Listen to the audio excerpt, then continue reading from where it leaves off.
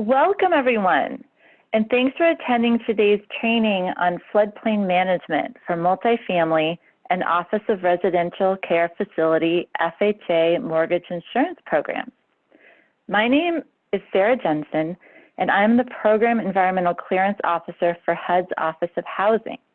I'm joined by Liz Zepeda, who is a Senior Environmental Specialist in HUD's Office of Environment and Energy, and also HUD's floodplain expert. This webinar today is intended for multifamily and Office of Residential Care Facility, FHA, lenders, third-party consultants, attorneys, and HUD staff. If you do not work with HUD's FHA programs, I would like to direct you to a floodplain webinar that Liz recorded in March that is for all of the other HUD programs. The link for that webinar is in the chat box on your Zoom screen and is also in the Q&A panel. On the flip side, some of you that do work with FHA may have already attended the March webinar. This webinar will have some repetition, but will also include program-specific terms, policy, and guidance, so please stay with us. And Michelle, will you please walk us through some webinar features?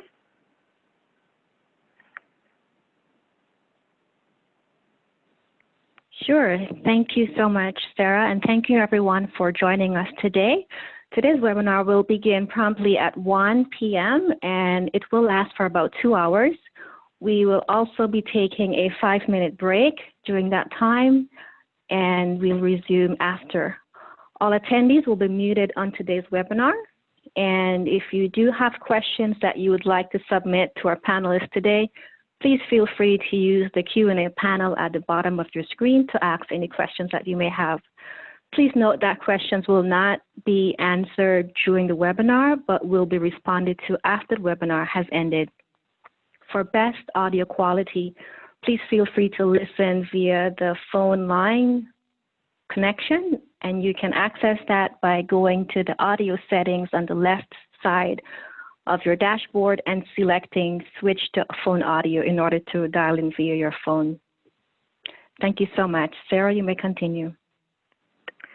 Thanks, Michelle. Here is our very full agenda for today. We are focusing not only on HUD's floodplain management regulation, but also on specific multifamily and Office of Residential Care Facility flood requirements. During the webinar, we will be using the acronym ORCF for Office of Residential Care Facilities, and we will also refer to this program as 232. And again, if you do not work with these FHA programs, please refer to the link in the chat box and the Q&A panel for a webinar on floodplain management for all other HUD programs.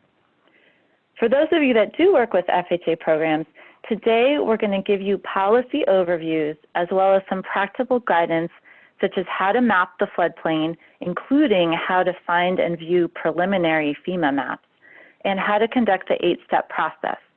We'll be sharing brand new information. One topic is FEMA's newly designated limit of moderate wave action zone and related multifamily and ORCF policy in this zone. Another new topic is updated guidance on project infrastructure in the floodway. Where appropriate, we'll mention proposed changes to Chapter 9 of the MAP Guide. The Office of Multifamily Housing posted Chapter 9 to the drafting table in February. Please note that any proposed changes we mention won't be policy until the MAP Guide is published.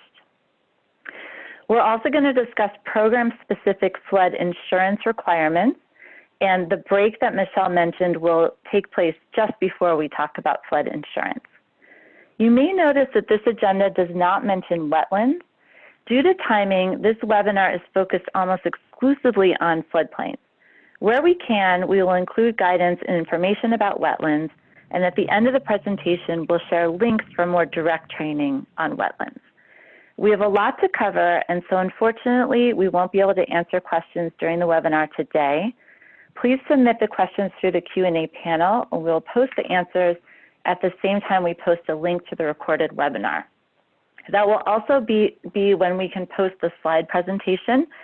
So today you'll need to take your own notes, but you will get a full set of slides in the near future. We will accept questions through the Q&A panel about wetlands as well as floodplains. We cannot accept questions about specific projects.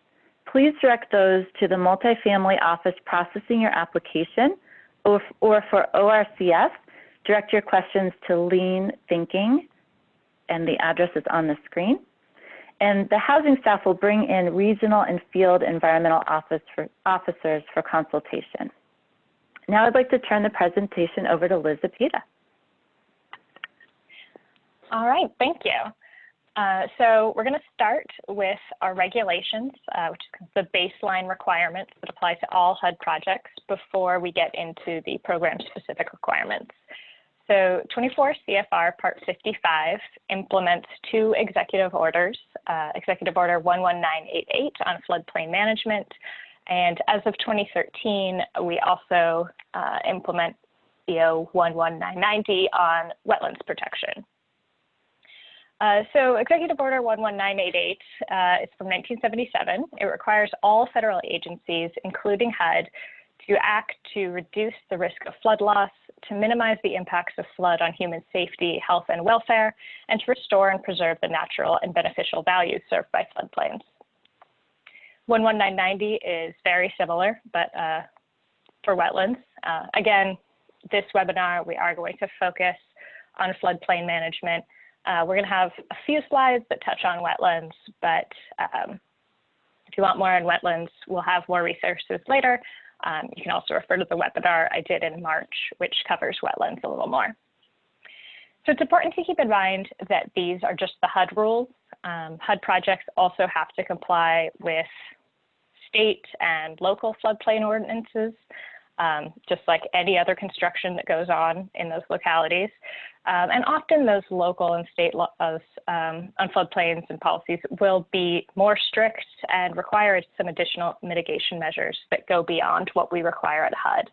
So we're going to be kind of talking about those baseline requirements, but they might be higher depending on where your project is located. The purpose of Part 55 is to avoid both developing in and residing in floodplains or developing in wetlands unless there are no practicable alternatives.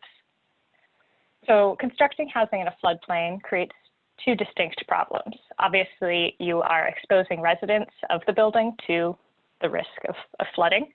You're also changing the floodplain, which creates new risks, increasing impervious surfaces, adding fill, and anything else that modifies the floodplain can change the flow of floodwaters, spread the risk of flooding to a greater area than before, and prolong flooding when it does occur. So we want to avoid any of these modifications where we can. Wetlands are a little bit simpler, but when wetlands are removed, we lose that ecosystem permanently. Wetlands provide habitat for a variety of plant and animal species. They absorb and filter water, which makes them serve a critical role in promoting water quality, erosion control, and maybe most important to us today, floodplain management. So we would like to avoid, again, destroying or modifying those. Part 55 requires HUD to avoid developing in floodplains and wetlands unless there are no practicable alternatives. The standard does allow us to consider financial constraints, but demonstrating that there are no alternatives to building housing in the floodplain is a very high standard. Unless the entire community is in the floodplain, which of course does happen, it's really hard to argue that there are no workable alternatives. Where there are no other options, and building in the floodplain is our only practicable option, we do want to make sure that all practicable mitigation measures are incorporated into our projects to minimize the risks and impacts. Practicability, it's not a black and white standard. Yes, it's legal to use HUD assistance to construct new housing in a floodplain or a wetland, but it's important that we keep in mind the real costs, not just the upfront costs. So towards that, let's talk about the full cost of flooding. It's not just the direct losses like buildings, possessions, infrastructure, human lives. Floods also create a lot of indirect expenses like relocating, finding temporary housing, lost wages, and the health impacts of the exposure to unsanitary conditions, mold, and stress. I don't have any handy numbers on multifamily properties, but for comparison, FEMA has estimated that an inch of water in a 2,500 square foot home can cause over $10,000 in damages to the structure and possessions. And that number jumps to 43,000 at 4 feet of flooding. So obviously, this is really going to add up in a larger property. Floods are the natural hazard with the greatest economic and social impact in the United States. So for low-income residents in particular, surviving a flood can be catastrophic, and that's something that we really want to keep in the forefront of our minds when we're working on HUD projects. I'm going to pass it back to Sarah to talk a little bit more about FHA. So FHA has higher standards than just the baseline HUD regulations on floodplains in order to protect projects and residents from flood risks. Detailed guidance can be found in Chapter 9 of the MAP Guide and Chapter 7 of the 232 Handbook for ORCF. We'll work these additional requirements into the presentation today. And I'd also like to mention HUD's FHA program for hospitals. Although we are not focusing on this program today, the 242 hospital program also has additional floodplain requirements that are very similar to the ORCF 232. So Liz, you want to take us through some terminology? Okay. There's a lot of terminology to go over here. You really need to understand all of these terms to understand the requirements, so we'll spend a while here. I also noticed that we've gotten another 70 people since we last discussed this, so just a quick reminder for those of you who missed the first couple of minutes, that this webinar is targeted specifically to FHA programs. Our audience is HUD staff, lenders, applicants, attorneys, third-party providers working with proposed FHA multifamily and healthcare projects. So if you're from a local government, tribe, public housing authority, anyone else, we would recommend watching the recording of our Part 55 webinar that we did in March, and Michelle has posted a link to that webinar. So I'd recommend not watching this one, which will be a little confusing, and watching the other one instead. All right, that said, there are two basic types of floodplains, riverine and coastal. Should be fairly self-explanatory, but riverine are those floodplains that are along a channel, such as a river, creek, stream, or ditch. And coastal are those floodplains along oceans, the Gulf of Mexico, and your very large lakes. The maps and hazards are a little bit different in each of these types of floodplains, and we'll go over that in the next few slides. In terms of identifying floodplains, at HUD, we use FEMA's flood insurance rate maps, which are called FIRMs, to identify where they are. And we rely almost entirely on FEMA's judgment here. So if FEMA says an area is a floodplain, that's final as far as we're concerned. Now, if they say it's not a floodplain, we might still want to protect it anyway out of an abundance of caution, but we don't ever think that FEMA's overreacting about something when they say it's a floodplain. And get into why that is. So we'll start with the 100-year floodplain. This is also known as the 1% annual chance flood. 1% annual chance flood is probably, well, it's definitely a better name for it, but I'm going to use 100-year floodplain because that's what we use in our regulations and our guidance. But they're the same thing. These are areas with at least a 1% chance of flooding in any given year.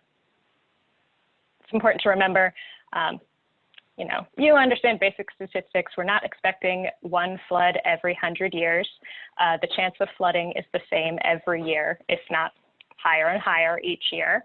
It's always going to be at least 1%, which means that over the course of a 30-year mortgage, it's going to be at least a 26% chance of flooding at some point. These areas have at least a 1% chance of flooding each year, but it could be quite a bit higher than that. FEMA maps are based on past flooding. They're not forward-looking. They don't account for any change to the area since the map was last updated, and they don't consider climate change. As maps age, they become less and less accurate. So that's something we want to keep an eye on, is how recent the map is. And FEMA maps don't designate any higher risk than the 100-year. They don't designate the 10% chance or the 50% chance annual flood. So there are areas that flood every time there's a heavy rain or a king tide, but they're still going to be mapped as the 100-year floodplain on these firms because there isn't a higher level of risk to assign them. So do not underestimate these risks. They can be a lot higher than they appear. 100-year floodplains are designated as Zone A, or any zone that starts with an A on FEMA maps. We'll show how that looks. This is 3 different style of maps. They're all flood insurance rate maps provided by FEMA, and they're all pulled at the same time, but they look really different depending on how recently FEMA has updated the maps and how recently they've digitized the maps in a project area. So the one on the left is the newest map. The one on the right is, of course, the oldest map. But the 100-year floodplain is always going to be either kind of this aqua color on newer maps or gray on older maps, and generally Zone A, Zone AE, something that starts with an A. Next, we've got the 500-year floodplain. These have at least a 0.2% chance of flooding each year, which translates to a 6% chance of flooding over a 30-year mortgage. Again, those percentages are only that low if the map is performing perfectly. And apologies if you can hear my dog. This is quarantine webinaring. I don't have a way of keeping her quiet. So officially, this is called the moderate flood hazard area, and we say they only have a 0.2% chance of flooding. For reference, Houston experienced 500-year flooding events in 2015, 2016, and 2017. So we don't want to get complacent about thinking that the chances of flooding are very low. They could be flooding 3 years in a row. Oh, hopefully the mailman leaves soon. This is the maps for 500-year floodplain. They'll generally be Zone X shaded or dotted. They might also be labeled Zone B on some maps. But on your newer maps, or your newest maps, they're this orange color. On the medium ones, they're dotted. And on the oldest maps, they're a light gray. So you'll just need to be kind of careful as you look at the map. Next, we have floodways. Floodways are the most dangerous part of the riverine floodplain. They're functionally part of a river during a flood. So during a flood, anything in this area will have fast waters that put structures at risk of extra damage, and evacuations will be extremely dangerous in these areas. These are also the areas that are most important to keep clear during a flood so that waters can keep moving. Any obstructions in the floodway will slow floodwaters down and potentially make flooding worse. So we want to make sure that these are unobstructed. And on FEMA maps, floodways are quite easy to pick out. They're Zone AE and they have hatched marks. So on the newest maps, they're very easy to find. They're the scary red and aqua, but wherever that you find them, they'll have these hatch lines to point out where that floodway is and kind of clarify that we don't want to have anything anywhere near these. All right, so floodways are the most dangerous part of a riverine floodplain. Coastal high hazard areas are then the most dangerous part of a coastal floodplain. They're also known as V zones. That's how they appear on maps, as Zone V, which is quite a bit easier to say than coastal high hazard area. But in addition to flooding, these are coastal areas that are subject to storm-induced waves and high velocity waters. So during a 100-year flood, FEMA anticipates waves of at least 3 feet high in a coastal high hazard area. All of this makes these areas especially vulnerable and unstable. All right, and my dog has come into my office and she's calm and hopefully she stays that way. Before we get into coastal high hazard area maps, we're going to cover one more area, the limit of moderate wave action, or LIMWA. This diagram shows how V zones relate to A zones in a coastal area. All the way to the left, we have your coastline. Just to the right of that, that's where we have your coastal high hazard area, or V zone, where we'd expect wave heights to be over 3 feet. And beyond that, we have the coastal AE zone. This is the area where we would expect wave heights to be between 1.5 and 3 feet high during a 100-year flood. And the LIMWA marks the end of that 1.5-foot line. LIMWAs are relatively new. You'll only see them on the more recent coastal maps, or from the last 5-6 years anyway. But research indicates that structures within the LIMWA suffer about as much damage as those in the V zone. So at HUD, we're still in an adjustment period on how we treat the LIMWA. Our regulations haven't been updated since FEMA began mapping them. But individual programs have been able to add some extra precautions to deal with the risk there. Our understanding is you want to avoid this area just as much as you avoid the V zone. So we'd like to move towards keeping our projects out of there where they'd be exposed to that level of damage. Coastal areas tend to be a bit trickier on these flood insurance rate maps. It can be a little difficult to untangle A zones versus V zones. You want to make sure that you're looking very carefully at coastal areas. On all of these maps, you'll notice these kind of white or black contour lines. Those are what separate zones within the coastal area. And where available, the LIMWA will be marked with this dark line with triangles on it. The triangles will be pointing you towards the coastal AE zone, so indicating what direction the LIMWA is going.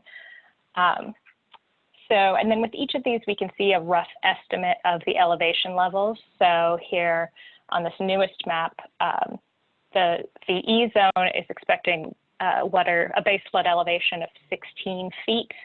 That goes down to 14 feet, looks like, within the LIMWA, and then 13 feet beyond that. So we're looking at very high levels of flood, and then these high wave heights as well. All right, we have some other flood designations to go through here. The 100-year floodplain, floodway, and coastal high hazard area are all considered the special flood hazard area of the highest risk. 500-year floodplains are officially designated as areas of moderate flood risk.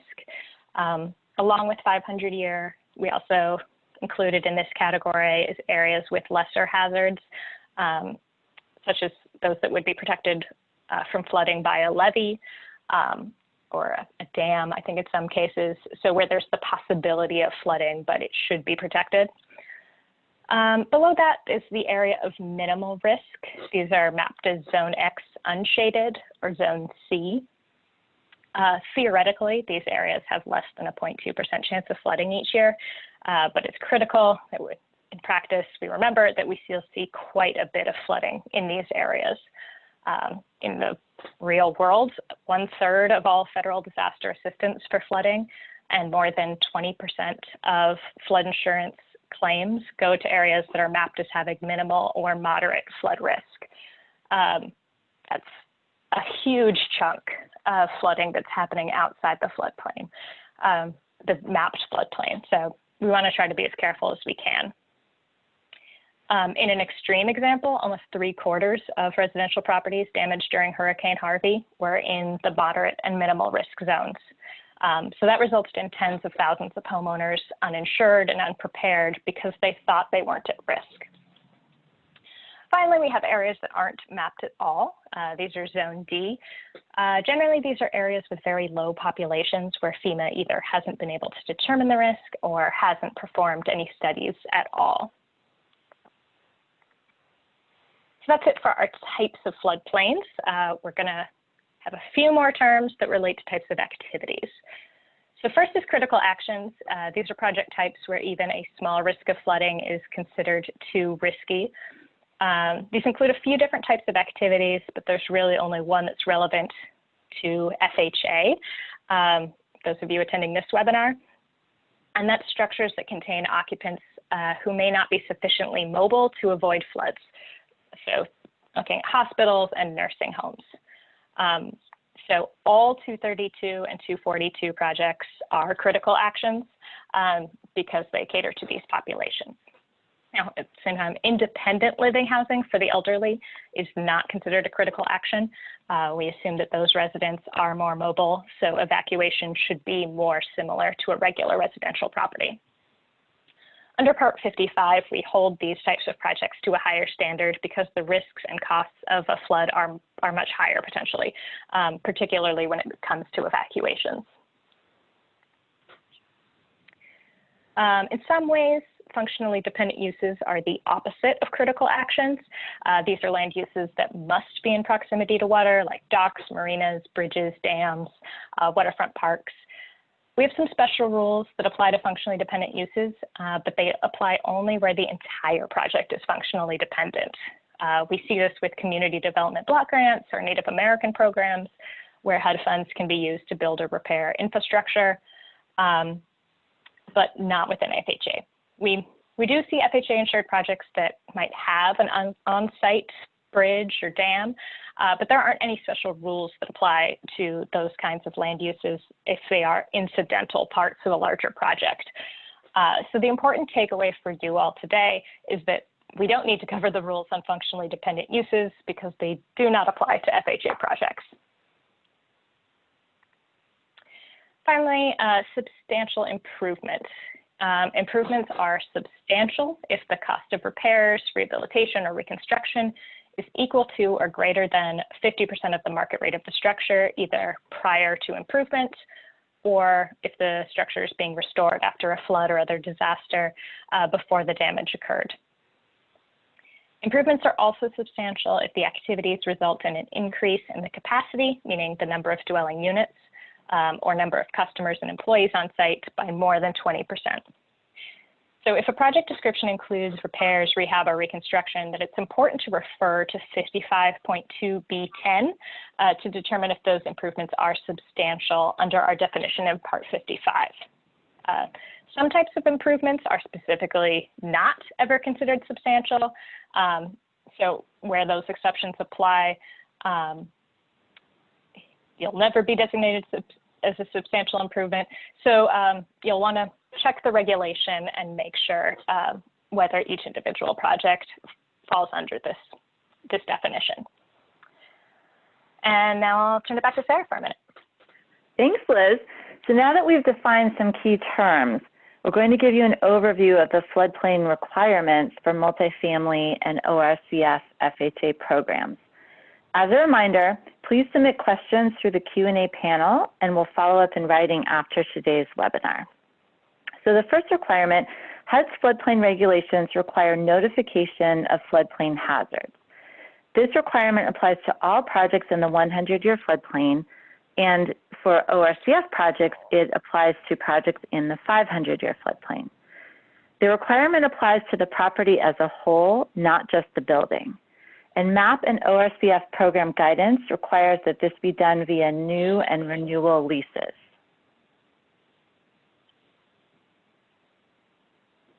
And Liz, you want to take us through the next requirement? All right, sorry for the delay there. So our next, we'll talk about HUD assistance in the 100-year floodplain. HUD assistance can potentially be used for just about any type of project in the 100-year floodplain, as long as HUD completes the 8-step process and finds that there are no practicable alternatives. However, since we can insure projects in these areas, we get to spend a lot of time asking whether we should. Hopefully, in most cases, we do find another safer alternative, because in most cases, this is not going to be a good place to put housing. FHA strongly discourages any new construction and substantial improvement projects in the 100-year floodplain, and they'll also look at anything new to HUD's portfolio extremely carefully, whether it's new construction or not.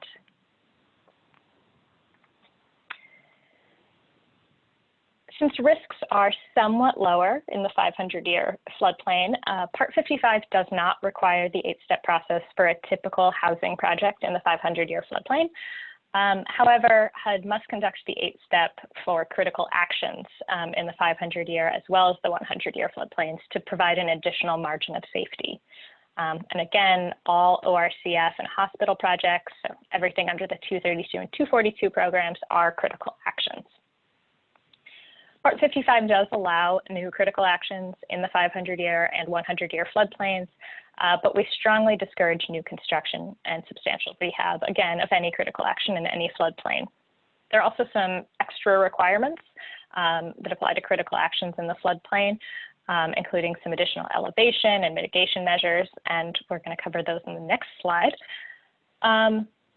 But none of these rules apply to FHA multifamily projects, so they're not going to be required to complete the 8-step process in the 500-year floodplain.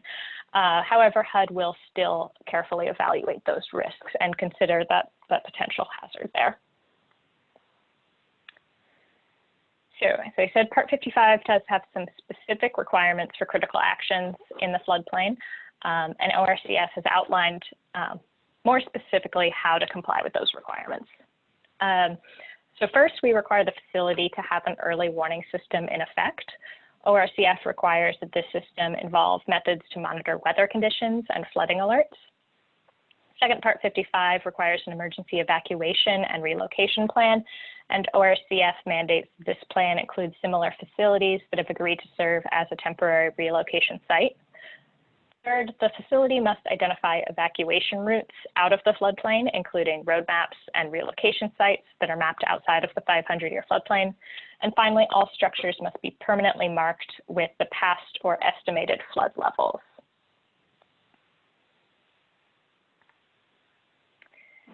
Under Part 55, there are 3 types of projects that are permitted in the floodway. However, only one of them applies to FHA-assisted projects. And that is projects that are exempt from Part 55 under Section 55.12c. And we'll talk more about 55.12c and when FHA projects may be exempt under that section later on. Beyond that limited exception, FHA cannot approve any project with a floodway anywhere on the site. Part 55 has some fairly complex rules for projects in the coastal high hazard area, but we don't need to get into them today because for our purposes today, this is a really easy one. FHA prohibits applications in the coastal high hazard area for any multifamily, ORCF, or hospital project.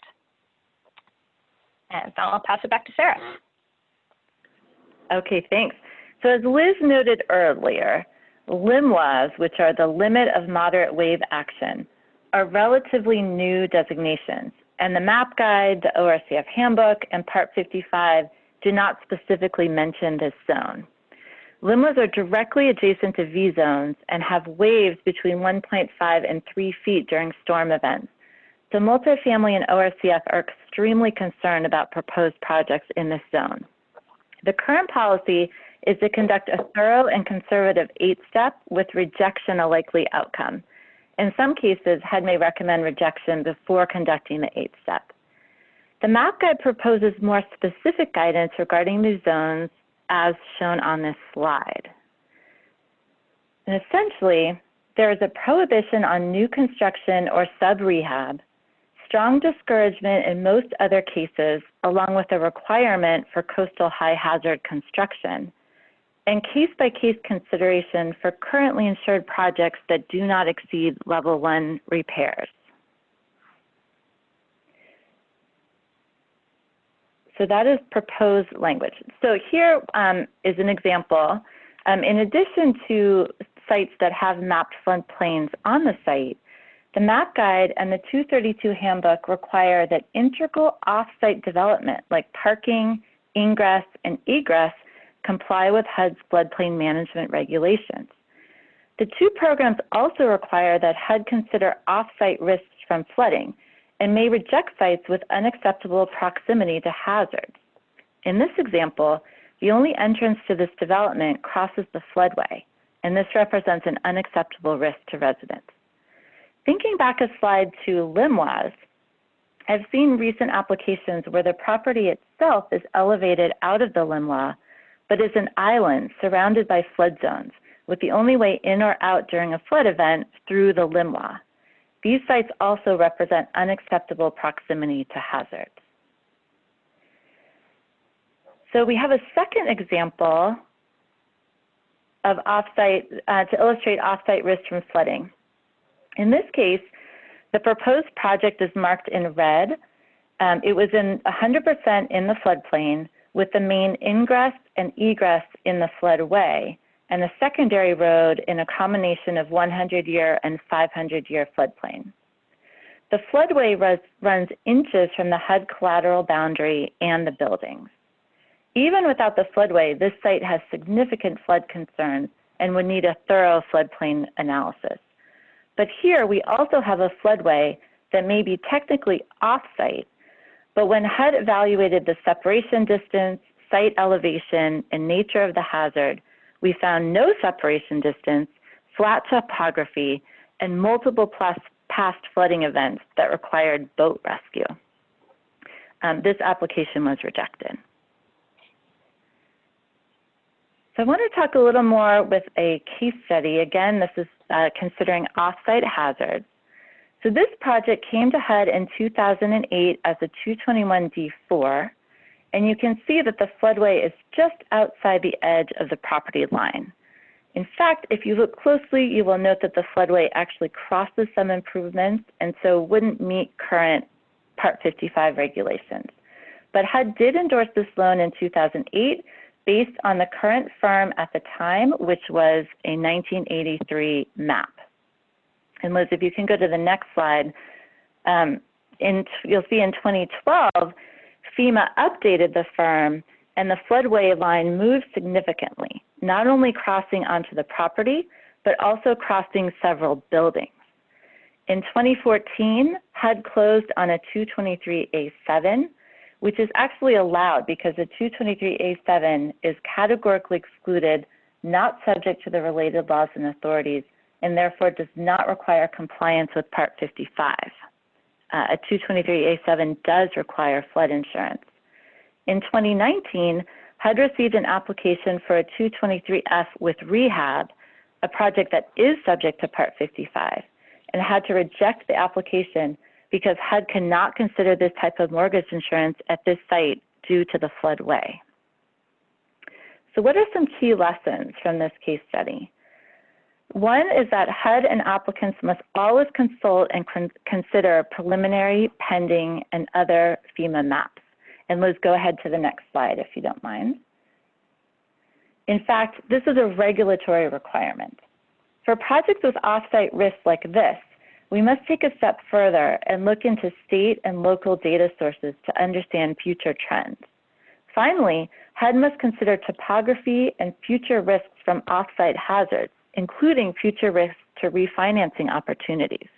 In this scenario, HUD can only consider a 223A7 or a 223F with no repair beyond maintenance as defined in the CPD maintenance memo at the site. No rehabilitation at all is allowed here under FHA programs. So Liz, I'm going to turn it over to you to discuss how to map the floodplain. All right, thanks. So as I said, we rely almost entirely on FEMA's flood insurance rate maps, or FIRMs, to determine whether projects are in the floodplain. FEMA also publishes flood insurance studies, which provide more precise information than you can get just from the maps. And they can also issue letters of map revision, which are formal corrections to the floodplain maps. FEMA requires that, or sorry, not FEMA, FHA requires that we look at the entire site as well as any integral off-site development such as ingress, egress, or parking. So when you pull up your firm, you want to delineate the entire insured property on your map. The 8th step may be required if any part of the site or any integral off-site elements are in the floodplain, not just looking just at structures. In addition to the effective current products provided by FEMA, Part 55 and program guidance also require HUD to rely on any newer interim resources when those are available. So if FEMA has provided preliminary or pending maps or advisory-based flood elevations, that update the current firm, HUD must rely on that map even before they are officially final. We will always rely on the newest available information unless it is less protective than the effective firm. We do sometimes see new maps that reduce the size of the floodplain. You can see this, especially if there's something new, like a levee. And in those cases, we would continue to rely on the effective firm until the newer map is put in place. FEMA is always working on updating their maps, especially in areas where there's been a major flood event or where maps are older. So it's important that we keep up with that most current data and always remember to check for that. So we always need to consult both the current firm and look for any newer information that FEMA has provided. Information on defining the best available information for purposes of floodplain maps is found in 55.2b1, which is the definition of coastal high hazard area. It's not exactly intuitive, but it's helpful to have that citation in mind because it's a very important piece of information that's kind of hidden in that coastal high hazard area definition. As we kind of covered earlier, there are some areas that don't have FEMA maps at all. Where there are no FEMA maps available, HUD has to draw its own conclusions about whether the project site is in a floodplain map using whatever information we have. So in this situation, there are a variety of other data sources that can help us determine the flood risk, including local, state, tribal, and other federal resources. If this does come up, HUD will require information from any and all of these data sources to determine whether the site is acceptably safe. In some cases, if you want a very clear picture of the flood risk, if that becomes necessary, it might be necessary and appropriate to hire a licensed engineer to conduct a study of that area. If the only FEMA resource is a preliminary map, we'll rely on that. So just a quick review of the various categories of floodplain and how they appear on maps before we start getting into the maps. Keep in mind that for a variety of reasons, there can be significant flood risk even in the unshaded zone X, C, and D. So HUD will still closely evaluate any of these sites, any of these flood designations, if they're in close proximity to a floodplain, or there's another reason to take a careful look.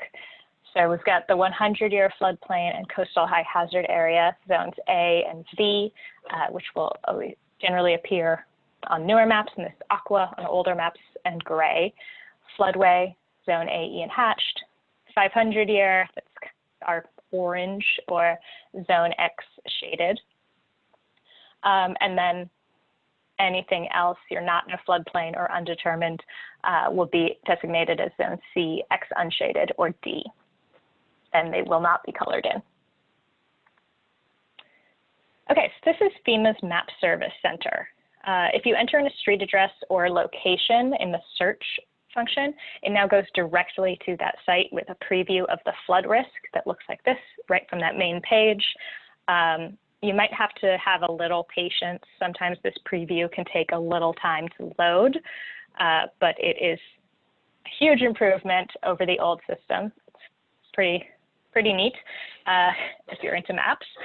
When you have the site found on this preview, you'll mark your site with this little red flag and press this button up here, Print Map for METs, and now FEMA just generates a map that you can print or save for you. And that looks like this. So the Map Service Center makes this for you now based on just marking the site. It's way easier than the old way of doing things.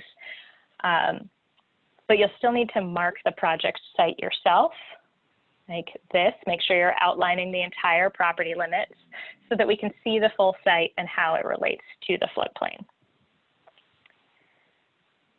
So in this example, we're looking at a block of houses on the Rockaway Peninsula.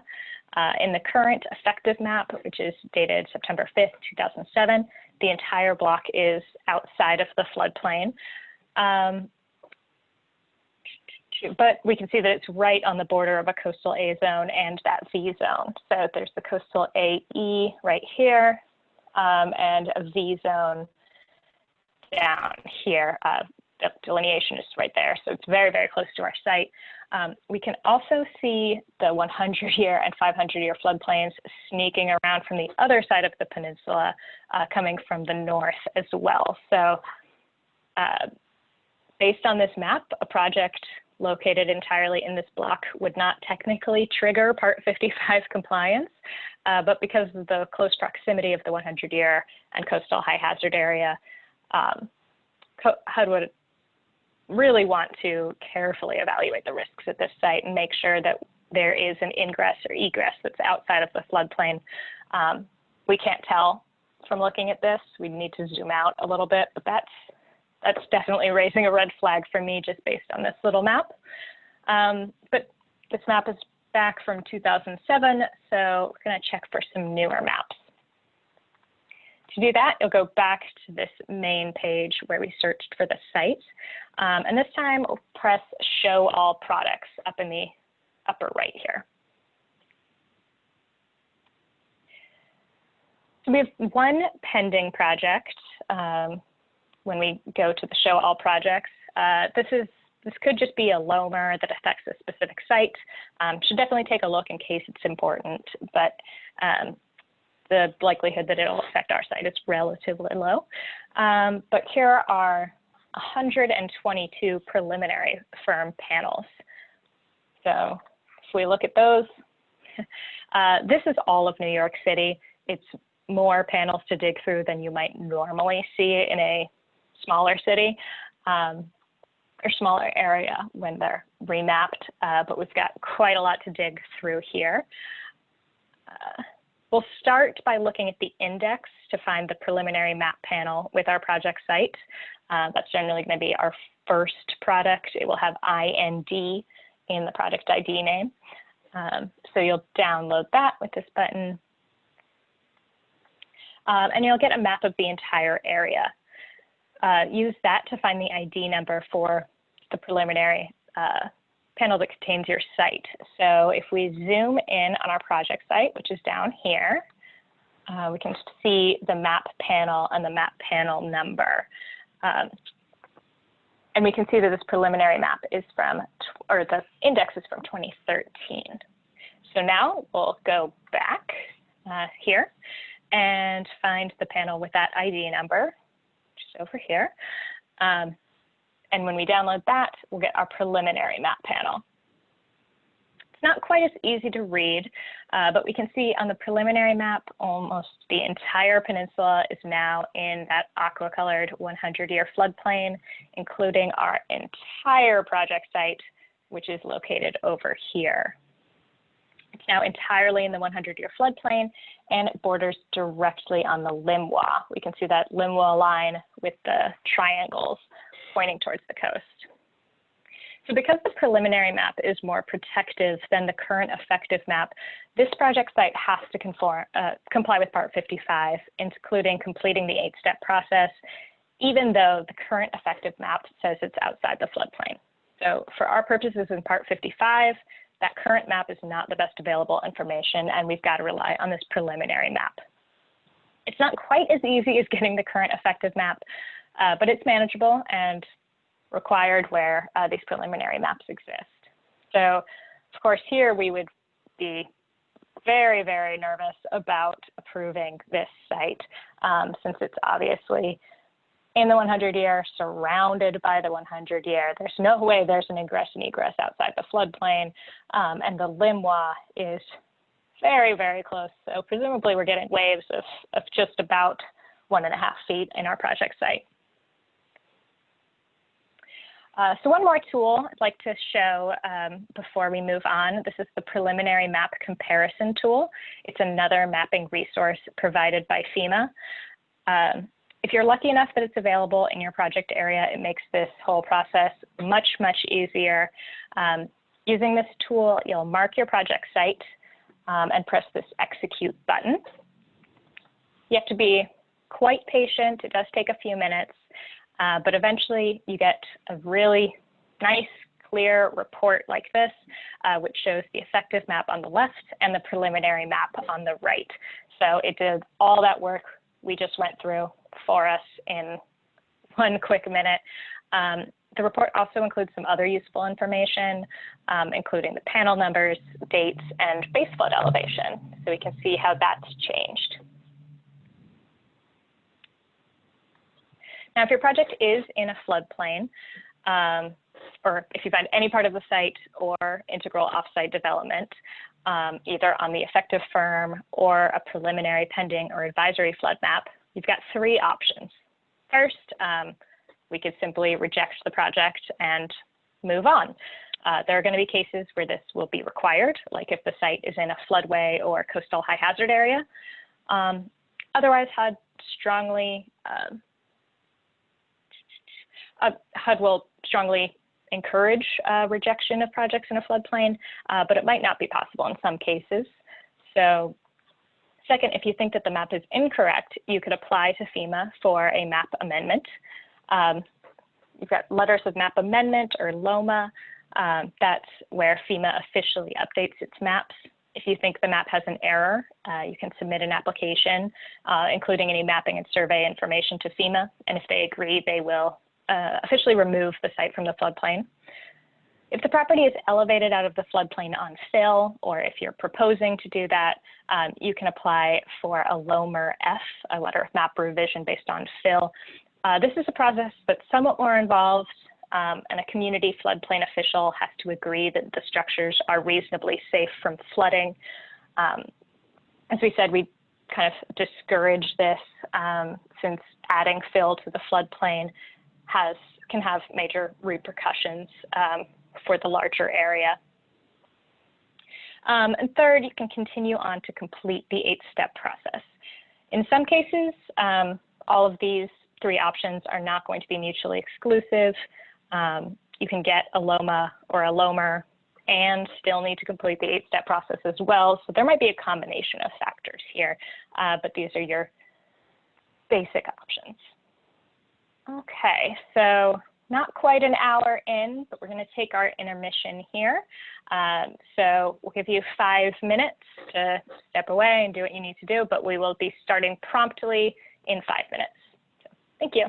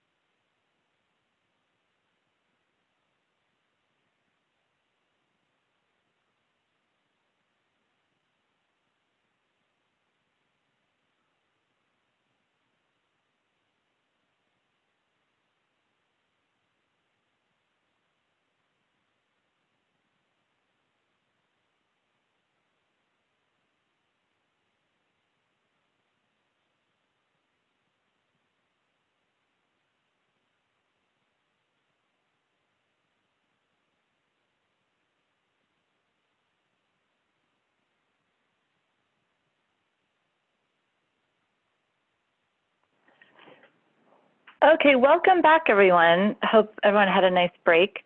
One of the reasons we wanted to take a break is this is a very long webinar, and the second thing is we wanted to get a chance to look at questions and see if we lost anybody and if we needed to make any clarifications. So one thing that we do need to clarify back on this case study example, I wanted to clarify that this example was for a multifamily FHA project, and the multifamily program has programmatically limited 223A7 deals to projects that don't have any repairs above maintenance.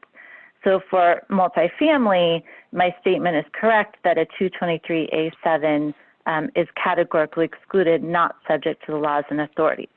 However, that same programmatic determination has not been made in the 232 program. So in the 232 program, if you have a site like this and want to come in for a 223A7, HUD would look at each project and see whether it was categorically excluded, not subject to, or if there are repairs above the maintenance threshold, this would require compliance with Part 55. So I just wanted to make sure that that was clear. Another question that we got, a few people asked about how to consider alternatives for FHA applications. We will be talking about that in the second half of our presentation.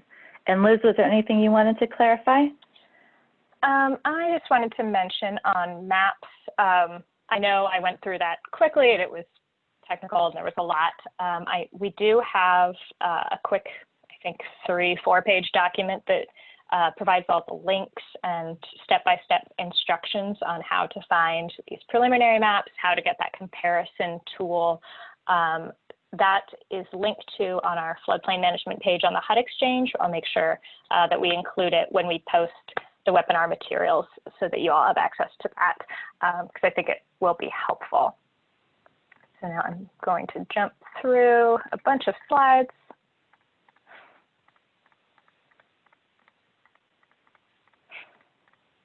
Probably an easier way of doing this.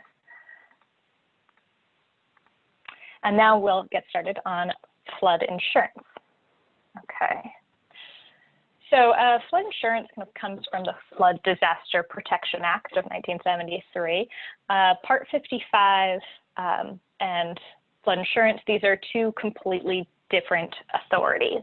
They're interrelated, but separate. So unlike Part 55, the Flood Disaster Protection Act and flood insurance requirements apply to all levels of review. So 223A7s that are CENST still have to get flood insurance where they're in a floodplain. The Disaster Act requires, among other things, that all federal insurance and refinance for buildings in the floodplain have to obtain and maintain flood insurance. The National Flood Insurance Program, it's a partnership between FEMA, the state, and local governments. FEMA makes flood insurance available to a community if the local government adopts and enforces floodplain management rules. These rules have to meet certain minimum standards set by FEMA, but state and local governments can impose higher standards as well. If the community does not participate in the program or doesn't conform to FEMA minimums, flood insurance is not available in that community. So sites within the floodplain are not eligible for federal assistance or insurance. So we can't approve any project site in the floodplain if the community is not participating in the National Flood Insurance Program. So if a project is located in a special flood hazard area, which is zones A and B, and it involves any construction, rehabilitation, refinance, or acquisition of any kind of mobile home building or insurable personal property, as well as purchase of machinery and equipment that are insurable under the NFIP, then insurance is required on the building, any structures, as well as machinery, equipment, fixtures and furnishings. Flood insurance is not required on the land.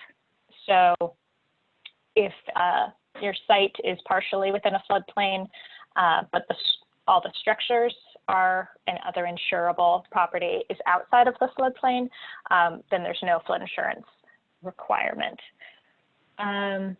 For flood insurance purposes, a structure is a walled and roofed building. There need to be at least a couple walls and a roof. So this does include a gas or liquid storage tank if it's principally above ground and has those walls and roof, as well as manufactured homes. We use the term structure and building interchangeably within the National Flood Insurance Program, but they're always going to have to kind of meet that standard. And now I'll turn it over to Sarah to talk about program-specific requirements. Thanks. So this first slide covers existing flood insurance requirements for multifamily FHA loans. Note that the flood insurance requirement applies during construction and must last for the life of the loan. The amount of insurance is tied to the Flood Disaster Protection Act requirements.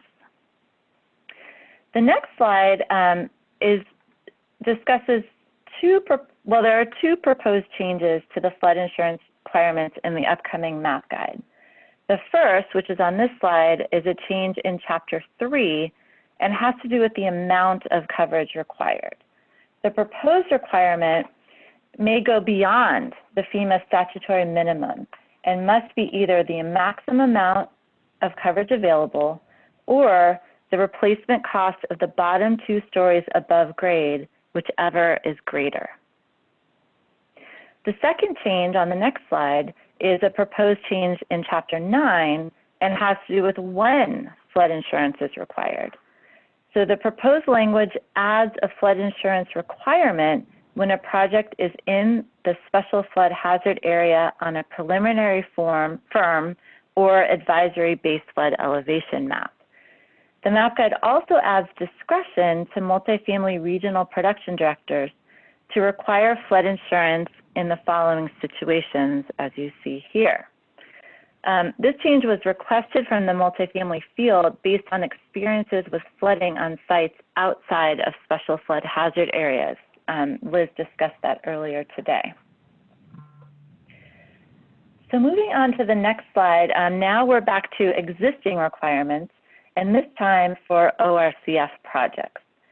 You can see the bullets here, and I'd like you to note that the current policy for ORCF already allows HUD or the lender to require flood insurance outside of the special flood hazard area if an area is subject to flooding or within close proximity to a special flood hazard area. Okay, next slide, Liz.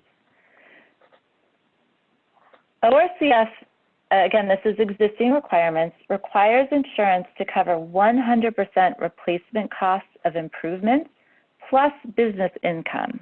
And the details are discussed here and, of course, in the guidance. This can be achieved by either a standalone policy or a national flood insurance policy plus an excess flood or difference in condition insurance policy.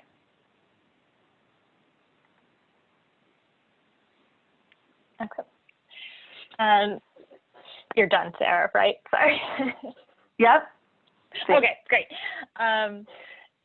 So this slide gets into, just to clarify, recap the differences between Part 55 and flood insurance requirements. Part 55 implements Executive Order 11988 and 990.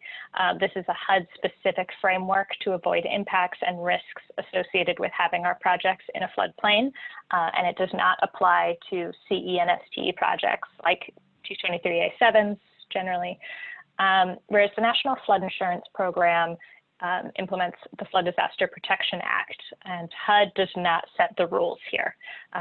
FEMA, the state, and the local government set these flood insurance standards, and we just comply with them. And these apply to all levels of review, including 223A7s and CENST 223Fs. I should say the program does set some additional flood insurance requirements as well, but the basics come from outside of HUD, and then within these program guidance that Sarah went through. Sorry. Okay, so before we get into how to conduct the 8-step, and I promise we will get there eventually, our last thing is to go over how to determine if the 8-step process is required or whether only some or none of the steps are required. So there are 4 types of exceptions from the 8-step process. In this webinar, we're only going to discuss the exceptions that could apply to FHA multifamily and ORCF projects. So that's not quite all of them. The first is Section 5512A, which lists activities that are only required to complete 5 of the 8 steps. This is the modified 5-step process.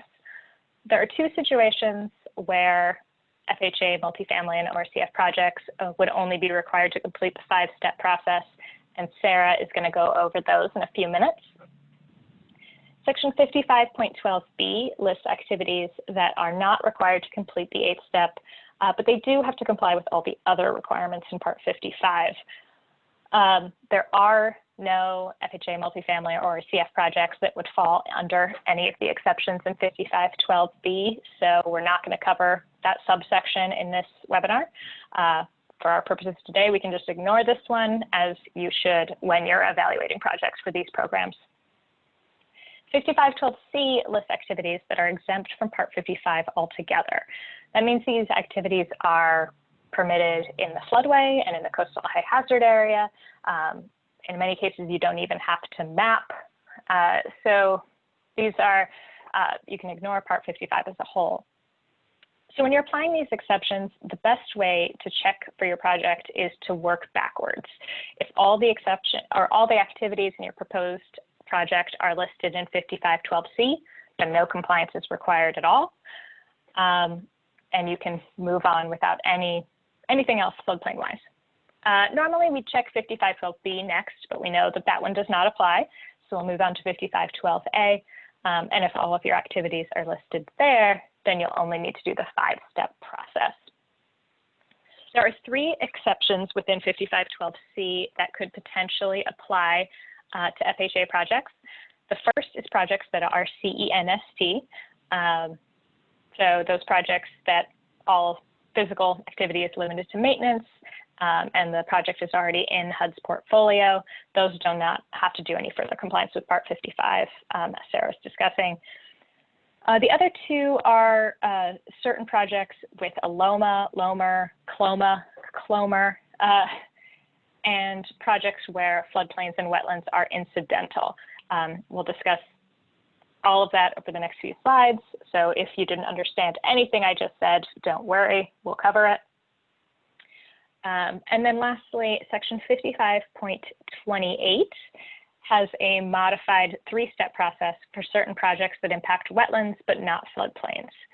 We're not going to dwell on that one today since it doesn't affect projects in the floodplain.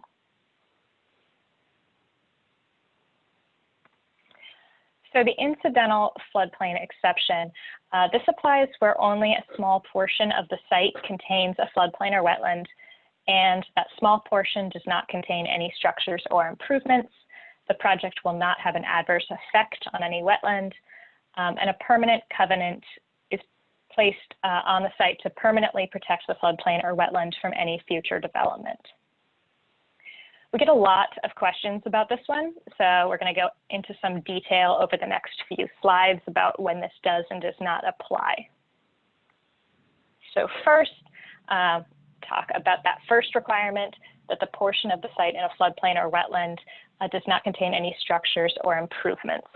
That includes structures, which, as we said, walls and roofs, as well as roads, sidewalks, parking lots, permanent recreational areas with impervious surfaces, any man-made structures or impervious surfaces other than minimal landscaping, as well as fill. So if there are any plans to bring fill into the site to elevate a portion above the floodplain, the incidental floodplain exception does not apply.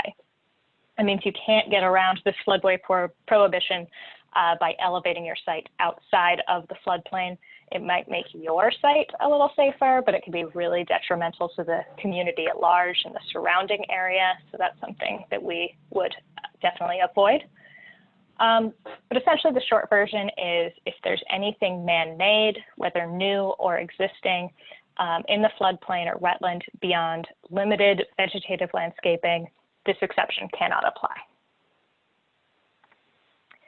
So our next requirement is that a covenant be placed on the portion of the site in a floodplain or wetland that permanently preserves the entire floodplain or wetland from any future development. Permanent is literal here. It has to run with the land. It can't end at the end of the mortgage or in 99 years. Permanent. It also has to be in place before HUD approves the project. We have a model covenant on the HUD exchange that we recommend using to make sure the restriction meets our standards. So that would be the easiest way to go. It can be really hard to describe in words when this exception does not apply. I find illustrations are very helpful, so we're going to go through a few examples to illustrate it. This is an illustration of a project where the incidental floodplain exception might apply. We've got our project boundaries. This is the insured property, applying for HUD insurance. We've got a structure over here. The structure here is outside of the floodplain. It's in that minimal flood hazard area, but we have floodway, 100-year floodplain, and 500-year floodplain here on the other side of the site. We don't have a wetland map. We'd also have to confirm that there isn't a wetland on the site. If there is a wetland on the site, that would complicate matters, but we'll assume there's no wetlands here. But it looks like this might apply. We would need to make sure that there aren't any improvements down here. There can't be any roads or parking lots or impervious surfaces. You'd need to get that permanent covenant to protect this from any future development, and need to make sure and document that there's adequate drainage in place if there are any wetlands. But this might be a contender for the incidental floodplain exception. Now, this is a case where the incidental floodplain exception does not apply. Even though the floodway is only on a portion of the site, the exception only applies if the entire floodplain is incidental. So here, the floodplain is clearly not incidental. Our structure is within the 100-year floodplain, so we have to reject this site. There's really nothing HUD can do to approve this project. Here's another one where the incidental floodplain exception might apply. Here, because there is no floodway on site, we actually have two options. First, we could apply the incidental floodplain exception. We can confirm that all the criteria apply, including getting a permanent covenant to protect it from any future development. Alternatively, you could just do the 8-step process. Remember, we can only approve projects with on-site floodways if an exception in 5512C exempts the entire project from Part 55.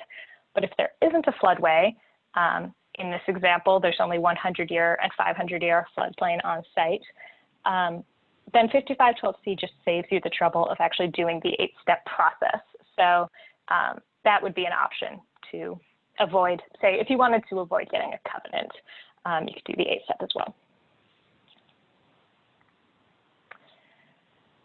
Here we're going back to that first example where it looked like the incidental flood exception may have applied, but now there's a parking lot in the floodplain. Because that parking lot is an improvement in the floodplain, the incidental floodplain exception cannot apply, taking up floodplain. There may potentially be some alternatives that could allow HUD to approve the project, but we would only do so under very limited circumstances. At a minimum, HUD wouldn't consider any alternative options here while the property line includes the floodway. But if the project is already in HUD's portfolio and we find a possibility that the site is sufficiently safe, we may try and find a workaround.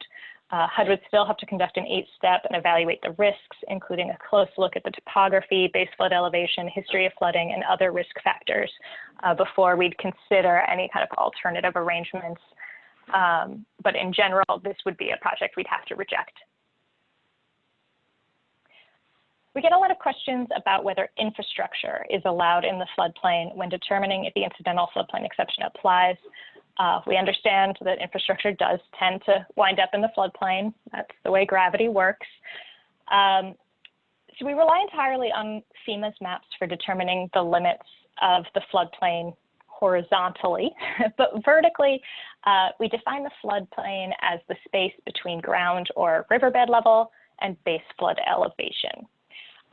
So for our purposes, anything underground or above base flood elevation up here is not within the floodplain for our purposes. So that means that any infrastructure that's entirely below ground isn't in the floodplain for our definition. So the incidental floodplain exception can still apply if there's an underground water or sewer line that passes under the floodplain. Keep in mind, we do not define wetlands the same way. So if there's also a wetland involved, that might complicate matters. The incidental exception may not apply. We'd have to discuss that separately. But you know, in this example of a project where maybe the incidental floodplain exception applies, the only thing in there is some underground infrastructure connecting your site to pipelines and sewer lines, then that is not going to be something that prevents the incidental floodplain exception from applying to the project. And now I'll take it back to Sarah. Thanks, Liz. That was a great overview of the incidental exceptions, which we get a lot of questions about. And I just want to reiterate that in all of the examples that Liz presented, even if those sites do meet the incidental exception, HUD would be looking closely at the hazard from those off-site flood risks. So that would be part of the analysis too. So one other type of project that can be, that is listed at 55.12 for a full exemption from Part 55 are sites without a wetland for which there is a final or conditional letter of map amendment or letter of map revision that removes the entire site from the floodplain.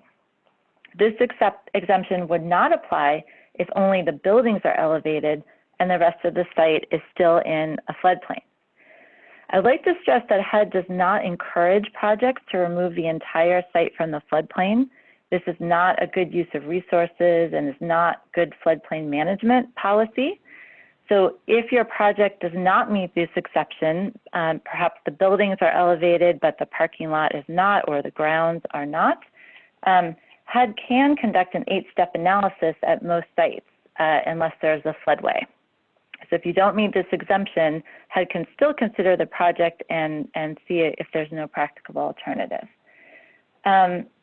So I do also want to mention that for this type of project or any other project, when you go through the 8-step, HUD may require a LOMA or a LOMAR for buildings or improvements as part of that 8-step process. And Liz is going to talk about that a little bit more when she goes through the 8-step. You'll notice that the regulation mentions final letters and also conditional letters. HUD can issue a firm commitment based on a conditional letter from FEMA. We must have the conditional letter in hand, and the firm approval will be subject to the requirements and conditions in that conditional letter. And HUD cannot issue a final endorsement without getting that final letter from FEMA. Okay, that's the end of our discussion of 5512, and now I'm going to talk a little bit about 5512C, and now I'm going to talk a little bit about 5512A, which, as Liz mentioned, allows a modified 5-step analysis for certain types of projects. The 5-step skips the 2 public notices and the analysis of alternatives. So there are 2 types of FHA projects that can use the modified 5-step. I'm going to talk about them in a little bit of detail, but with the caveat that you must always check the reg to look for specific requirements when you're applying these exemptions. So the first one, Liz, if you'll go to the next slide, is for purchase or refinance of existing projects as long as the community is in good standing under the National Flood Insurance Program. So if that is the case, you can do the modified 5-step for purchase or refinance. The next type of FHA project is rehab of existing projects as long as the community is in good standing and as long as the number of units is not increased more than 20%, the action does not involve a conversion from non-residential to residential, and the action does not meet the threshold for substantial improvements that Liz talked about earlier today under the floodplain regulation. And finally, that the footprint of the structure and the paved areas is not significantly expanded. So rehab of existing may fit here or it may not, and you have to look case by case whether the 5-step is appropriate or whether we would have to do the 8-step. Oh, and here we are. So Liz is going to talk through the 8-step. Okay, we made it to our last section, how to actually conduct the 8-step process. So the purpose of the 8-step is to be a thorough decision-making process in which we take a hard look at the site and possible alternatives. We want to identify options to minimize the risks and impacts and incorporate any and all practicable measures to preserve the natural and beneficial values of floodplains and wetlands. There are some very clearly defined responsibilities that we need to keep in mind here. The 8-step process itself must be completed by HUD. HUD is the party that's ultimately responsible for complying with Part 55 and making all of these decisions. And this is a decision-making process. So HUD has to be doing the process. We're also responsible for monitoring projects after they are approved to ensure that any mitigation measures are actually carried out. Any other party in the process, applicants, third parties, can and should supply HUD with any information we need to make those decisions and complete the 8-step process. But these parties cannot actually make the decisions in the process themselves. The applicant is also responsible for publication costs and implementing any required mitigation. So before we get into the details, this is a quick overview of the 8 steps. First, determine whether the proposed action is located on floodplain or wetland. Then publish the early public notice for 15 days. Evaluate practicable alternatives. Identify potential impacts. Minimize adverse impacts and preserve beneficial values. Reevaluate whether the proposed action is practicable. Publish your final public notice for 7 days, and then implement the proposed action along with any mitigation measures. So you want to expect this to take 30 days at the very, very least, and potentially longer depending on how long it takes to get each of these steps done. We're not covering wetlands in any detail in this webinar, but I do want to spend just a couple minutes reviewing when the 8-step process is required for wetlands. The short version is that the 8-step is required for projects that propose any new construction in a wetland. I want to emphasize that that's actually a lot broader than it might sound. New construction is defined in Part 55 as something broader than actually constructing a building. It also includes draining, dredging, channelizing, filling, diking, impounding, and as well as actual construction. So virtually any ground disturbance in a wetland is going to qualify as new construction. We also have a broad definition of wetlands in Part 55. HUD defines wetlands as areas that are inundated with water frequently enough to support vegetative or aquatic life that require saturated or seasonally saturated soil conditions. This can include swamps, marshes, bogs, as well as wet meadows, river overflows, mud flats, and natural ponds. It's important to keep in mind that these include both jurisdictional wetlands that are subject to Section 404 of the Clean Water Act and isolated non-jurisdictional and constructed wetlands. So just because something does not meet the definition of a water of the United States and the Clean Water Act, and that kind of ever-changing definition, if you follow the Clean Water Act, that does not mean it's not a wetland for purposes of Part 55. We rely on our definition in 55.2 B11. However, our definition does not include any artificial retention or detention ponds unless they have the qualities of a wetland described here. So a man-made or artificial wetland might be protected, but it has to meet all of these standards within our definition of a wetland. Something that's just a detention pond that's otherwise not resembling a wetland would not fall under our definition. ORCF also requires a statement to appear in a rider to the borrower regulatory agreement whenever a wetland exists on an ORCF project site. This statement requires that as long as the HUD mortgage is in place, the borrower cannot perform any construction on the property that will impact any area defined as a wetland under our definition or the Clean Water Act without first obtaining our consent and any applicable federal, state, or local permits. So that's a continuing obligation. And I'm sorry, I misread this. They're applying either the Clean Water Act definition or the U.S. Fish and Wildlife Service definition, but that's very similar to ours. Okay, so step one is mapping, which we already covered, but just to quickly review. For floodplains, that means checking FEMA maps, including any preliminary, pending, or advisory maps. For wetlands, it's a little different. You'll start by referring to the National Wetlands Inventory, which is a mapping resource provided by Fish and Wildlife Service, but you may need to consult some other sources as well, including hiring a professional to conduct a wetlands delineation in some cases. In all cases, you will need maps with the project site covered or marked. So what's next? If you don't have any floodplains or wetlands, obviously you can stop here.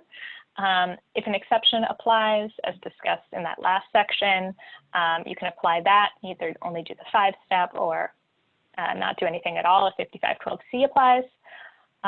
Finally, if you have floodplains or wetlands anywhere on the site or in an integral offsite development or just nearby in a way that concerns us, continue on to step 2. Step 2 is to notify the public that HUD is considering a project with potential impacts to floodplains and or wetlands and give them an opportunity to comment. This has to be published in a local printed news medium. I know we're really behind the times. Unfortunately, we need a reg change to allow online posting, and we're not there yet. So that doesn't need to be published, and also sent to known interested parties. In this notice, we'll include the project description and location, the size and value of the wetlands and floodplains affected, and contact information of the person ultimately responsible for approving the project so that the public can send them their comments. So that's a lot of information. We have a template for these notices on the HUD Exchange. Please use that template so you don't forget anything because kind of happens all the time that people have to republish because they left out a key piece of information from these notices. If the affected community is largely non-English speaking, the notice must be available in any other key languages as well. The comment period is 15 days long. It can be combined with other HUD notices or any other notices if you have any to publish at this point. And again, the rules are key here. The applicant cannot publish either this notice or the final notice without HUD's review. HUD is responsible for the actual text and content of these notices. So if they're published without HUD's knowledge, they will need to be republished. And the notice has to be clear that HUD is doing the decision making.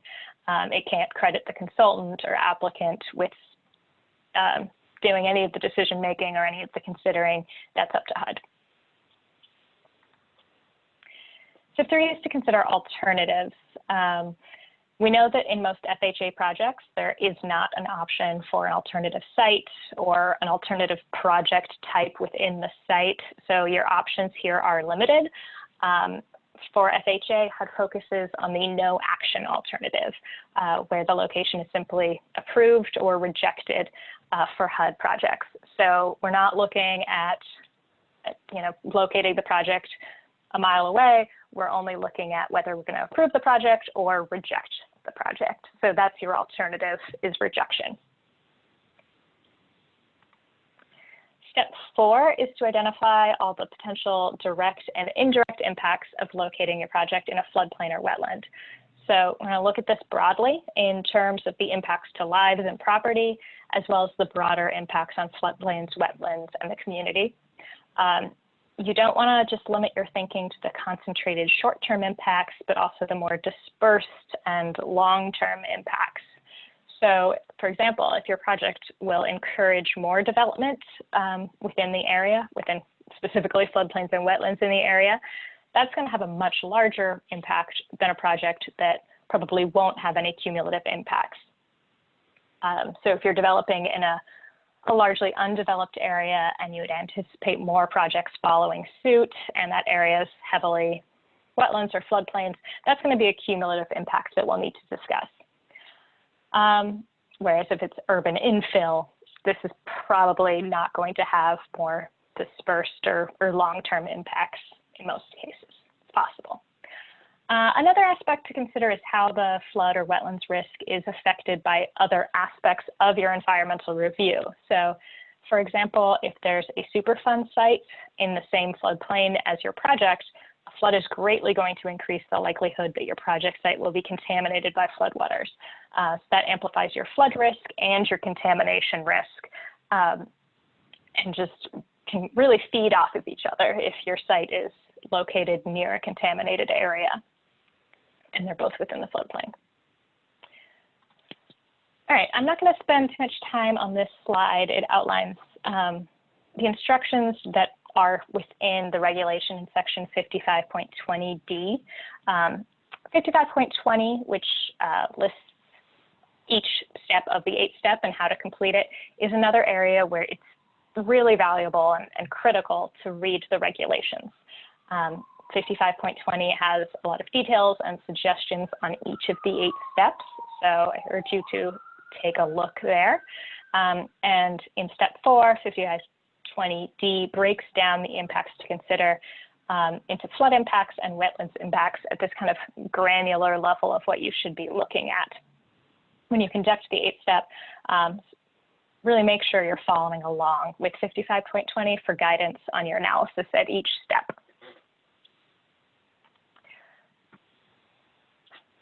One more potential project risk I'd like to quickly discuss is sunny day flooding, also known as high tide flooding and nuisance flooding. This is flooding caused by regular events like high tide or regular rain that repeatedly inundates roads, parking lots, buildings, and infrastructure. In many areas, especially cities, we're seeing this type of flooding event occurring regularly, and that can cause severe long-term impacts like deteriorating infrastructure, saltwater damage to farmlands, and constant disruptions to everyday transportation. And these long-term effects and costs can be higher than extreme weather events that occur less often. Much like the LMWA, we don't have any formal requirements in Part 55 or in the programs to consider sunny day flooding, but it's something that I'd like you to keep in mind when you're considering a project. A lot of these areas that flood regularly are mapped in the 100-year floodplain. So it's a good reminder that the risk of flooding on a site labeled as the 100-year floodplain, it might be 1%, or it might be an area that regularly floods multiple times each year. So don't underestimate those risks. NOAA tracks these type of events, the National Oceanic and Atmospheric Administration. So you can check the data on your project area at this site linked to here. So here in Baltimore, where I'm located, NOAA reported 12 flood days in 2018. Sarah only had 2 in Seattle that year, so maybe you're going to be less concerned about this kind of flooding in Seattle than in Baltimore, where it's definitely something we're aware of as an everyday problem. But NOAA also provides some projections as well that are really helpful to take a look at here. By 2050, NOAA expects Seattle to average 9 to 20 flood days a year, and Baltimore to have between 50 and 155. So if HUD is considering a 30-year mortgage, that's something we'd want to take extremely seriously. Step 5 is to design or modify your proposed action to minimize the potential adverse impacts you identified in step 4. You want to focus on minimizing harm, restoring the natural and beneficial values of floodplains and wetlands, and preventing modifications, or preventing any modifications to the floodplain and wetland to keep them in their natural state. Again, 55.20 provides a lot of options that you may want to consider when designing mitigation for a project. The options are going to depend on your type of project and your flexibility to make changes. Of course, redesigning your project to avoid any construction in a floodplain or wetland will be ideal. Where that isn't possible, changing the plans to use permeable surfaces, green roofs, landscaping, minimizing fill are all options that can help mitigate the damage. You should always be making sure that there are appropriate stormwater management infrastructure in place.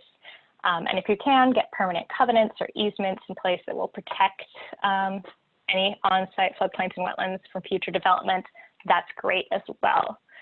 I'm going to spend a couple extra minutes on the last two options, elevation, floodproofing, and compensatory mitigation. I guess that's 3. Elevation, where you can't avoid construction in a floodplain, elevation is an invaluable tool to mitigate the risk. As we discussed in the flood insurance section, all HUD projects must comply with the National Flood Insurance Program and state and local floodplain ordinances. Those rules will require any new construction and substantial improvement projects to elevate to at least the base flood elevation, which is the height we'd expect waters to rise during a 100-year flood event. For bigger buildings, you probably aren't going to raise the actual structure as part of a substantial improvement, but there are other options. For example, if your first floor has very high ceilings, you could just raise the floor. In some cases, this is an easy solution.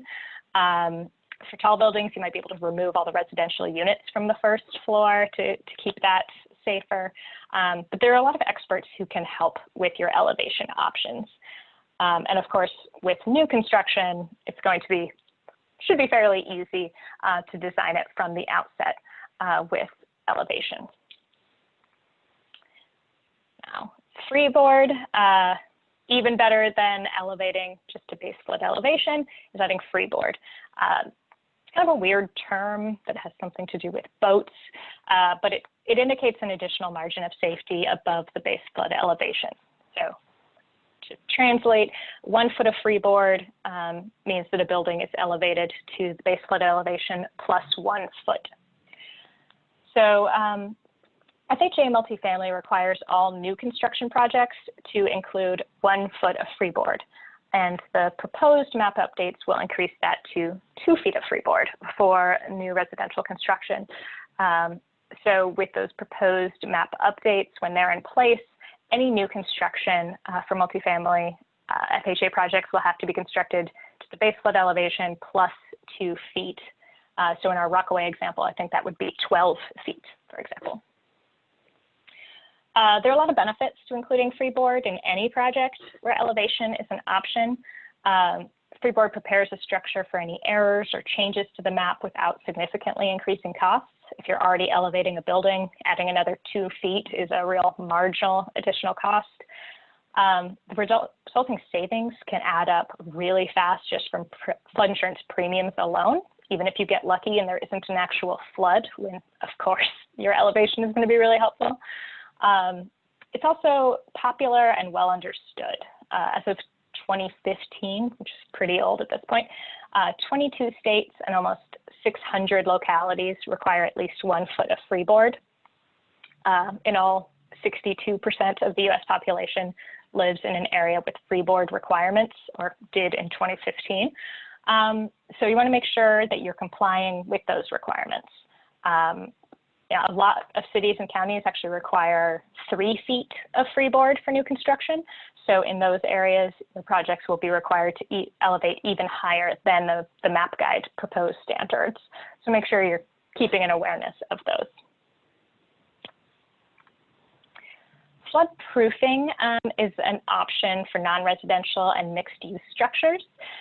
For these kind of buildings, you might be able to improve the structure itself so that it can survive a flood without damage, without elevating the structure. This is not available to critical actions. So this is a multifamily option only. But for FHA multifamily, the map guide allows floodproofing as an alternative to elevation where structures are floodproofed to base flood elevation plus 1 foot. And no residential units are below base flood elevation. So these pictures just show a project site I was able to tour once. It's a very large multifamily residential building that was damaged. I think it was a substantial damage during Sandy, and they weren't, of course, able to flood-proof a building like this or elevate it, so they flood-proofed it. You can see a lot of the measures they did, like moving these their air conditioning units up so the windows aren't open. They actually boarded the lower parts of the windows up so these lowest windows are smaller.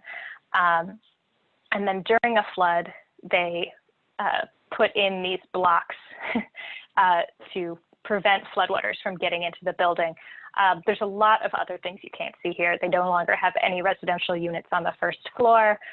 There's an elevated generator outside the site, but this is a possibility that is available to keep a site safer. This is a repeat of an earlier slide, so just a quick review that for critical actions, we do have some specific mitigation measures that are required, so make sure you're complying with those ORCF standards and the rules in Part 55. One of those requirements is that all new construction be elevated to at least the base flood elevation. Quickly back on wetlands, I think for the last time, where there are no practicable alternatives to modifying or destroying more than 1 acre of wetlands, Part 55 recommends compensatory mitigation. That's establishing, restoring, or preserving another wetland to offset the impacts from your project. The best outcome is always going to be avoid adversely impacting a wetland at all, but this can be a good option when damage is unavoidable. Okay, I am aware of the time. Sorry, I'll keep moving. Moving on to step 6, this is when you'll look back at the risks and impacts identified in step 4, the mitigation measures identified in step 5, and the alternatives listed in step 3, and then based on the totality of that information, evaluate whether there are practicable alternatives to occupying, modifying, or destroying floodplains and wetlands. If the risk is unacceptable, then HUD is going to go with that no action alternative and reject the project. At this step, HUD will consider all the factors that could impact our decision, including financial costs and benefits. Floodplains do tend to be cheap land because they're not desirable, but the long-term costs of flood insurance, mitigation, and future losses are going to add up and can easily count out those savings in the long term. So it's critical that we keep in mind all the costs and benefits, not just those short-term savings. If HUD determines that there are no practicable alternatives to proceeding with the project, step 7 is to publish our final public notice with a 7-day comment period. In that notice, we'll inform the public about all the alternatives considered, which in this case, I guess, is just the no action alternative, but any mitigation options considered, as well as the planned mitigation measures, and justify why the project must be located where it is. And again, you can combine this notice with other notices. Finally, step 8 is to carry out the project. In addition to completing the 8-step process, HUD and the applicant have a continuing responsibility to ensure that mitigation measures are actually carried out. And it's important that the environmental review record include documentation of this entire process. This is not an exercise that's completed in your head. It's something that you need to put in writing. The documentation of your 8-step should not just be copies of the notices. There should be documentation of each step. We have a sample 8-step on the HUD Exchange that you can use for inspiration. And then remember that these decisions must be made by HUD. The 8-step analysis isn't valid if it says this consultant has determined that there are no practicable alternatives. It needs to be HUD that's making that kind of determination. Okay, and turn it back to Sarah. Sorry, not the time. All right, thanks. So we're just going to wrap up. We're at the end. Thanks for everyone for sticking with us. And we just want to reiterate a couple of key ideas for multifamily and ORCF FHA projects. So the first is that the programs prohibit nearly all HUD assistance in floodways and coastal high hazard areas. The next is that the 8-step decision-making process is required for most projects that are in the 100-year floodplain. That it's required for critical actions in the 100 and 500-year floodplain, and it's required for new construction in a wetland. There are some provisions to modify or skip the 8-step in certain cases that meet one of the exceptions at 55.12, which we've talked about today. On the next slide, some more FHA-specific highlights.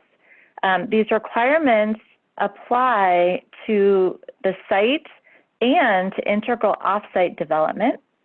HUD must consider risks from off-site floodways and other flood hazards. We've given you some examples. And HUD will consider history or evidence of flooding even if a project is not in a FEMA-designated floodplain. Again, all 232 and 242 projects are considered critical actions. So on the next slide, the policy for the 2 programs is to strongly discourage new construction and substantial rehab in the 100-year floodplain and also in the 500-year floodplain for ORCF, and of course in a wetland.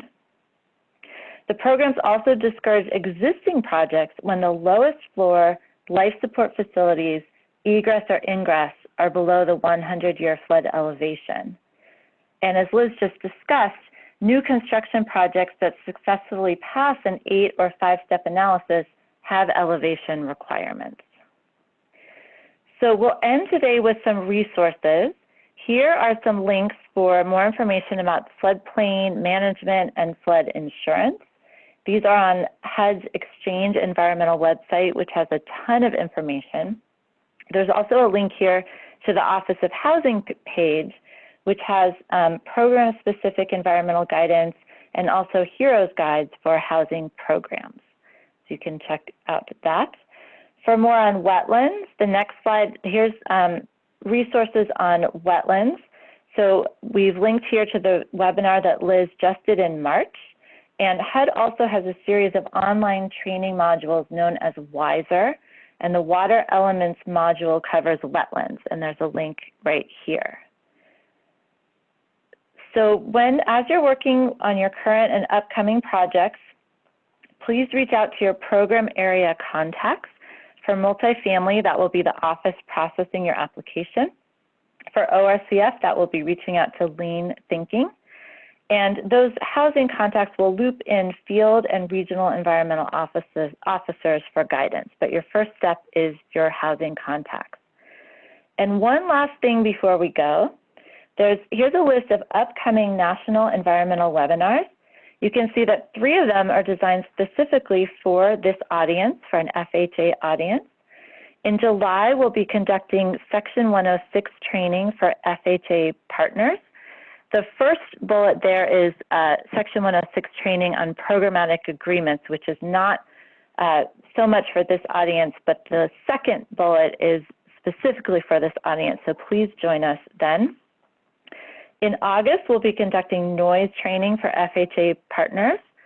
And then in the fall, we'll be conducting heroes training for FHA partners that will be for multifamily and ORCF. So thank you so much, everyone. Please submit your questions in the Q&A box, and we hope to see you at future webinars.